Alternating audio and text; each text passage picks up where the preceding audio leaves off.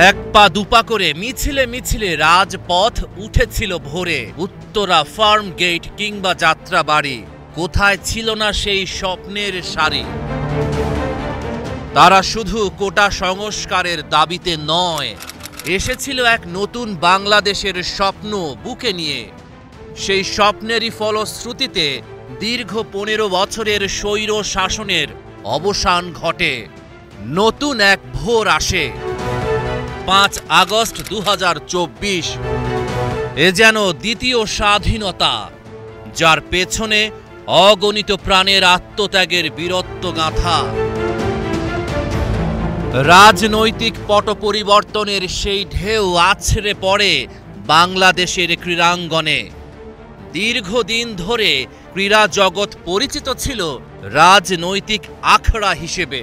দলীয় লেবাসধারী অযোগ্যরা ছিল চেয়ার দখল করে। সেখানেও শুরু হলো পরিবর্তনের পালা। প্রকৃত ক্রীড়া সংগঠকরা ছিলেন কোণঠাসা।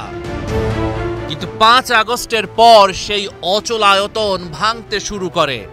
অন্তর্বর্তীকালীন সরকারের পরিবর্তনের ম্যান্ডেট দ্রুত ছড়িয়ে পড়ল ক্রীড়া খাতে।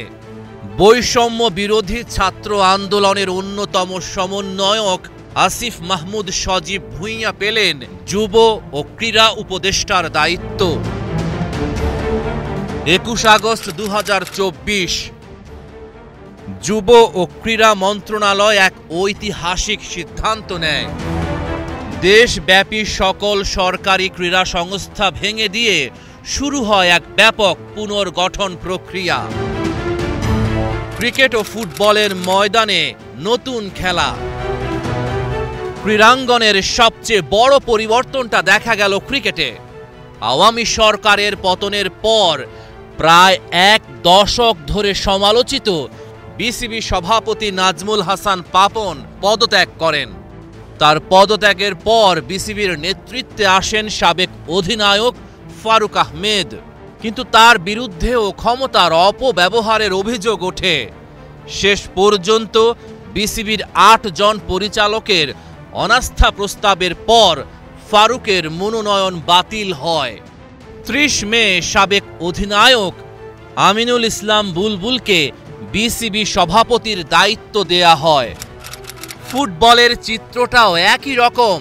পদত্যাগের ব্যাপক দাবির মুখে দীর্ঘদিনের বাফুফে সভাপতি কাজী সালাউদ্দিন ঘোষণা দেন তিনি আর নির্বাচনে অংশ নেবেন না। তার বিদায়ের পর নতুন সভাপতি নির্বাচিত হন তাবিথ আউয়াল। পুরনো সিন্ডিকেট ভাঙার লড়াই। ক্রিকেট ও ফুটবল ছাড়াও আরও 42টি ফেডারেশন ও অ্যাসোসিয়েশনের সভাপতিদের সরিয়ে দেয়া হয়। এই পদক্ষেপগুলো মূলত তাদের বিরুদ্ধে নেওয়া হয়েছিল যারা ক্রীড়ার সাথে সরাসরি জড়িত ছিলেন না। তারা কেবল রাজনৈতিক পরিচয়ে এসব পদে ছিলেন। নতুন বাংলাদেশে এই পরিবর্তন কেবল নেতৃত্ব পরিবর্তনের মধ্যে সীমাবদ্ধ নয়। ক্রীড়া খাতে যে দীর্ঘদিনের আর্থিক অনিয়ম, প্রশ্নবিদ্ধ টেন্ডার প্রক্রিয়া এবং সিন্ডিকেটের সংস্কৃতি তৈরি হয়েছিল, সেগুলোর মূলে আঘাত করা হচ্ছে।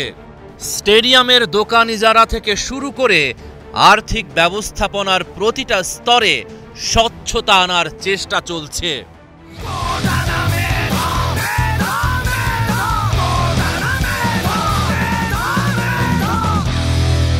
স্লোগানটি যেন শুধু সরকারি চাকরির জন্য নয়, বরং বাংলাদেশের ক্রীড়াঙ্গনেও মেধা ও যোগ্যতাকে প্রাধান্য দেওয়ার এক নতুন প্রতিজ্ঞা।